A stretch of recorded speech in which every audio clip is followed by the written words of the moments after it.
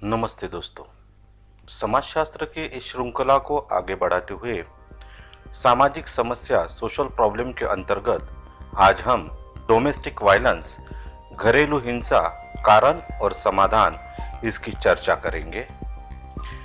केवल एक थप्पड़ लेकिन नहीं मार सकता, यह वाक्य किसी फिल्म का मात्र एक डायलॉग नहीं है, बल्कि एक विभिन्न समाजों की बदरंग हकीकत को भी उजागर करता है।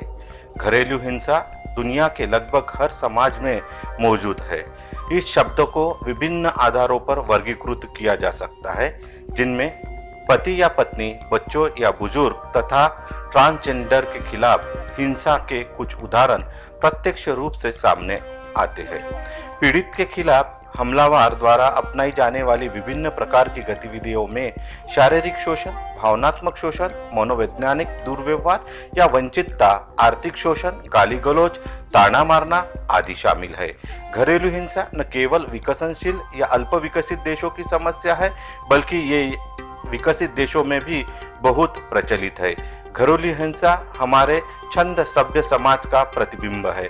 सभ्य समाज में हिंसा का कोई स्थान नहीं है, लेकिन प्रत्येक वर्ष घरेलू हिंसा के जितने मामले सामने आते हैं, वे एक चिंतनीय स्थिति को रेखांकित करते हैं। हमारे देश में घरों के बंद दरवाजों के पीछे लोगों को प्रताड़ित किया जा रहा है। ये कार्य ग्रामीण क्षेत्रों, कस्बों, शहरों और महानगरों में भी हो रहा है। घरेलू हिंसा सभी सामाजिक वर्ग, लिंग, नस्ल और आयु के समूहों को पार कर एक पीढ़ी से दूसरी पीढ़ी के लिए एक विरासत बनता जा रहा है। इस आलेख में घरेलू हिंसा के कारणों, समाज में बच्चों पर पड़ने वाले प्रभाव तथा समस्या समाधान के उपाय तलाशने का प्रयास किया जाएगा। घरेलू हिंसा क्या है? घरेलू हिंसा अर्थात कोई भी ऐसा कार्य जो किसी महिला एवं बच्चे, 18 वर्ष से कम आयु के बालक एवं बालिका के स्वास्थ्य, सुरक्षा, जीवन पर संकट, आर्थिक क्षति और ऐसी क्षति जो असहनीय हो तथा जिसमें महिला व बच्चों को दुख एवं अपमान सहन करना पड़े, इन सभी को घरेलू हिंसा के दायरे में शामिल किया जाता है। घरेलू हिंसा अधिनियम के अंतर्गत प्रताड़ित महिला किसी भी वयस्क पुरुष को अभियोजित कर सकती है, अर्थात उसके विरुद्ध प्रकरण दर्ज कर सकती है। भारत में घरेलू हिंसा अधिनियम 2005 के अनुसार घरेलू हिंसा के पीड़ित के रूप में महिलाओं के सभी रूप तथा 18 वर्ष से कम आयु के बालक एवं बालिका को संरक्षित किया गया है। भारत में घरेलू हिंसा के विभिन्न रूप निम्नलिखित है। महिलाओं के विरुद्ध घरेलू हिंसा: किसी महिला को शारीरिक पीड़ा देना, जैसे मारपीट करना, धकेलना, ठोकर मारना, किसी वस्तु से मारना या किसी अन्य तरीके से महिला को शारीरिक पीड़ा देना, महिला को अश्लील साहित्य या अश्लील तस्वीरों को दिखाने के लिए विवश करना, बलात्कार करना, दुर्व्यवहार करना, अपमानित करना, महिला की पारिवारिक और सामाजिक प्रतिष्ठा को आहत करना, किसी महिला या लड़की को अपमानित करना, उसके चरित्र पर दोषारोपण करना, उसकी शादी इच्छा विरुद्ध करना, आत्महत्या की धमकी देना, मौखिक दुर्व्यवहार करना आदि। United nation population fund report के अनुसार लगभग 2/3 विवाहित भारतीय महिलाएं घरेलू हिंसा की शिकार है और भारत में 15 से 49 आयु वर्ग की 70% विवाहित महिलाएं पिटाई, बलात्कार या जबरन यौन शोषण का शिकार हुई है। पुरुषों के विरुद्ध घरेलू हिंसा: इस तथ्य पर कोई प्रश्न चिन्ह नहीं है कि महिलाओं के खिलाफ घरेलू हिंसा एक बड़ी और गंभीर समस्या है, लेकिन भारत में पुरुषों के खिलाफ घरेलू हिंसा भी धीरे धीरे बढ़ रही है। समाज में पुरुषों का वर्चस्व यह विश्वास दिलाता है कि वे घरेलू हिंसा के प्रति संवेदनशील नहीं है। हाल ही में चंडीगढ़ और शिमला में सैकड़ों पुरुष इकट्ठा हुए, जिन्होंने अपनी पत्नियों और परिवार के अन्य सदस्यों के द्वारा उनके खिलाफ की जाने वाली घरेलू हिंसा के बचाव में और सुरक्षा की गुहारी लगाई है। बच्चों के विरुद्ध घरेलू हिंसा: हमारे समाज में बच्चों और किशोरों को भी घरेलू हिंसा का सामना करना पड़ता है। वास्तव में हिंसा का ये रूप महिलाओं के खिलाफ हिंसा के बाद के रिपोर्ट किए गए मामलों की संख्या में दूसरे स्थान पर है। शहरी और ग्रामीण क्षेत्रों तथा भारत में उच्च वर्ग, निम्न वर्ग के परिवार में इसके स्वरूप विभिन्न मात्रा में है। शहरों क्षेत्रों में ये अधिक निजी है और घर के 4 दीवारों के भीतर छिपे हुए है। बुजुर्गों के विरुद्ध घरेलू हिंसा: घरेलू हिंसा के इस स्वरूप से तात्पर्य उस हिंसा से है जो घर के बूढ़े लोगों के साथ अपने बच्चों और परिवार के अन्य सदस्यों द्वारा की जाती है। घरेलू हिंसा की ये श्रेणी भारत में अत्यधिक संवेदनशील होती जा रही है। इसमें बुजुर्ग के साथ मारपीट करना, उसके अत्यधिक घरेलू काम करवाना, भोजन आदि न देना तथा उन्हें शेष परिवार के सदस्य से अलग रखना शामिल है। घरेलू हिंसा के कारण महिलाओं के प्रति घरेलू हिंसा का मुख्य कारण मूर्खतापूर्ण मानसिकता है कि महिलाएं पुरुष की तुलना में शारीरिक व भावनात्मक रूप से कमजोर होती है।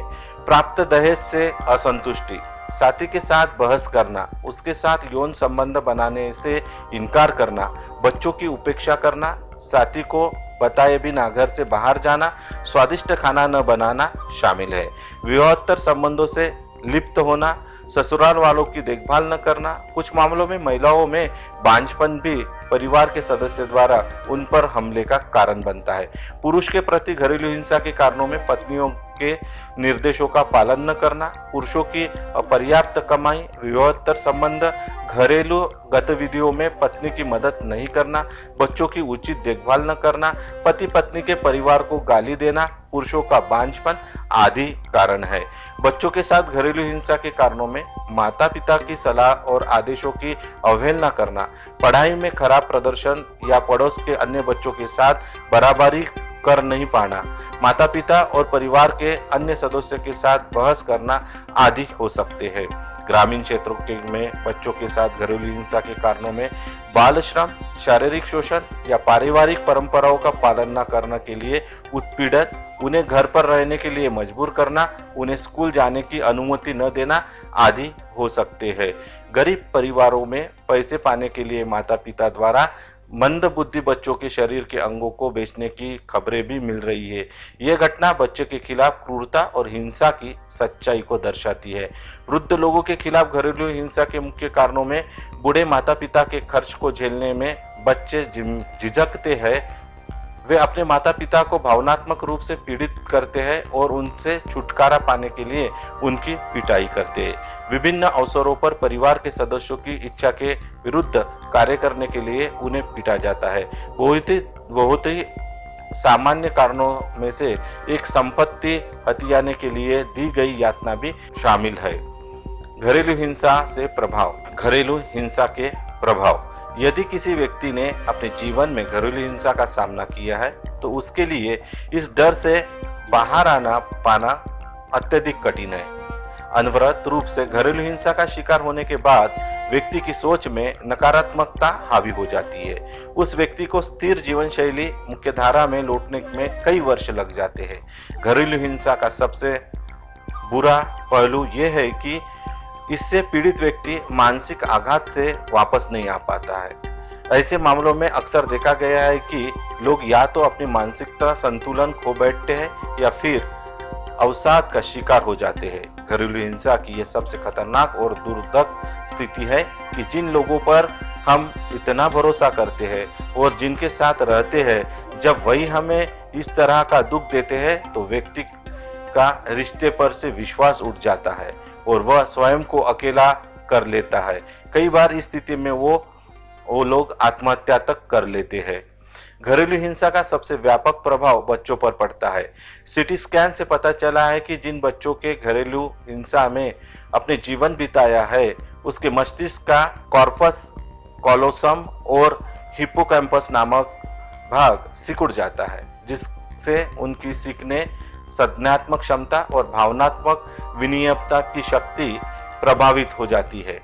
बालक अपने पिता से गुस्से व आक्रामक व्यवहार सीखते हैं।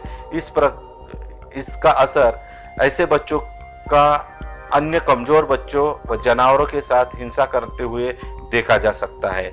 बालिकाएं नकारात्मक व्यवहार सीखती है और वे प्राय दबी चुपी रहने वाली परिस्थितियों से दूर भागने वाली बन जाती है।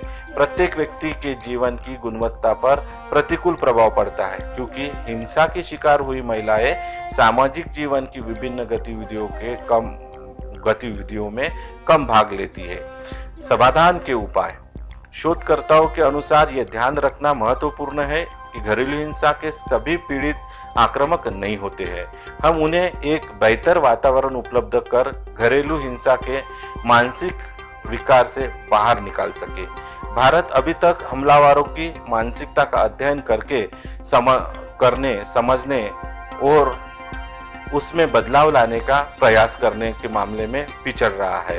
हम अभी तक विशेषज्ञों द्वारा प्रचलित इस दृष्टिकोण की मोटी तौर पर अनदेखी कर रहे हैं कि महिलाओं और बच्चों के साथ होने वाली हिंसा और भेदभाव को सही मायने में समाप्त करने के लिए हमें पुरुष को न केवल सामान्य एक कारण बल्कि उनके इस मसले के समाधान में अविभाज्य अंग के तौर पर देखना होगा।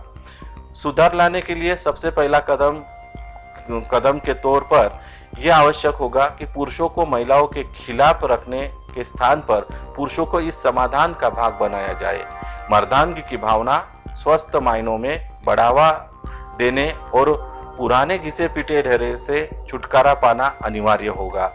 सरकार ने महिलाओं और बच्चों को घरेलू हिंसा से संरक्षण देने के लिए घरेलू हिंसा अधिनियम 2005 को संसद में पारित किया। इस कानून में निहित सभी प्रावधानों का पूर्ण लाभ प्राप्त करने के लिए ये समझना जरूरी है कि पीड़ित कौन है। यदि आप एक महिला है और रिश्तेदारों में कोई व्यक्ति आपके प्रति दुर्व्यवहार करता है तो आप इस अधिनियम के तहत पीड़ित है।